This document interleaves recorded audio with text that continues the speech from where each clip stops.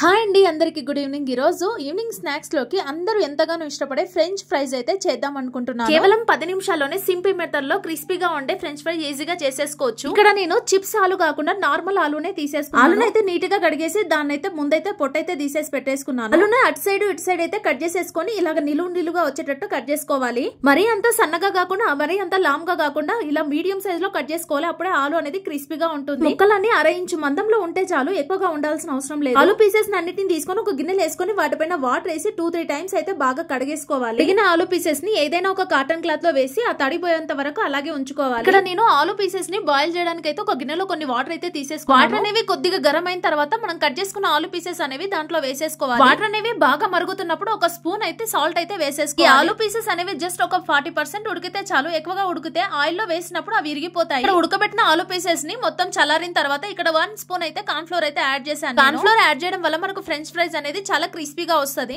నూనె బాగా మరిగిన తర్వాతనే ఆలు పీసెస్ వేయాలి. ఇక్కడ ఒక్కసారి ఆలు పీసెస్ వేగిన తర్వాత అవి సైడ్ పెట్టేసుకొని మళ్ళీ చల్లగైన తర్వాత మళ్ళీ ఇదే ఆయిల్ బాగా మరిగినప్పుడు మళ్ళీ వేసేసుకోవాలి. డబుల్ బాయిలింగ్ మెథడ్ లో మళ్ళీ వేసేసుకోవాలి. ఇక్కడ చూడండి, వీటన్నిటి కలిపి మరోసారి అయితే ఆయిల్ బాగా మరిగిన తర్వాత మళ్ళీ ఇంకొకసారి వేసేసుకుంటున్నాను. వేయించి పెట్టుకున్న ఫ్రెంచ్ ఫ్రైస్ పైన అయితే కొద్దిగా కారం కొద్దిగా ఉప్పు అయితే చల్లుకోవాలి. కారం వేసుకోవడం ఇష్టం లేని వాళ్ళు జస్ట్ సాల్ట్ వేసుకున్నా సరిపోతుంది. చాలా మంది ఫ్రెంచ్ ఫ్రైస్ లోకి కొత్తిమీర చాట్ మసాలా కూడా వేసేసుకుంటారు. ఇలా ఇంట్లోనే ఈజీగా టేస్టీగా ఉండే ఫ్రెంచ్ ఫ్రైస్ ని ఈజీగా చేసేసుకోవచ్చు. ఐ హోప్ ఈ వీడియో కనుక మీకు నచ్చినట్లయితే లైక్ చేసి సబ్స్క్రైబ్ చేసి కామెంట్ చేయండి. Thank you for watching.